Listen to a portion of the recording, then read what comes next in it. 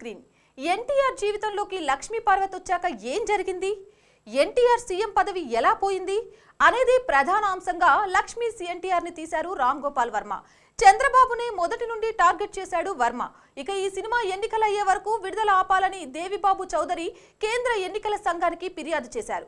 ఆ సంగతికి పక్కన పెడితే సెన్సార్ వాళ్ళు కావాలనే తన సినిమాను ఆపుతున్నారని, సెన్సార్ వాళ్ళపై కోర్టుకు వెళ్తా అని వరుస ట్వీట్స్ చేసి ఉన్నట్టుండి కామ్ అయిపోయారు వర్మ. ఇక తన సినిమా విడుదల విషయమై సెన్సార్ బోర్డు వారితో పలు చర్చలు జరిపిన వర్మ ఎట్టకేలకు ఈ చిత్రాన్ని మార్చి 29న విడుదల చేస్తున్నాం అని తెలిపారు.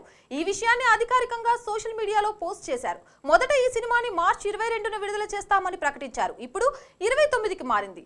అప్పుడు కూడా ఎన్నికల కోడ్ అమల్లోనే ఉంటుంది. ఆ కారణం చేత మరోసారి ఈ సినిమా వాయిదా పడినా ఆశ్చర్యపోనక్కర్లేదని అంటున్నారు పరిశ్రమలో కొందరు. నిజానికి ఈ సినిమా ఫిబ్రవరిలోనే పూర్తయిపోయింది.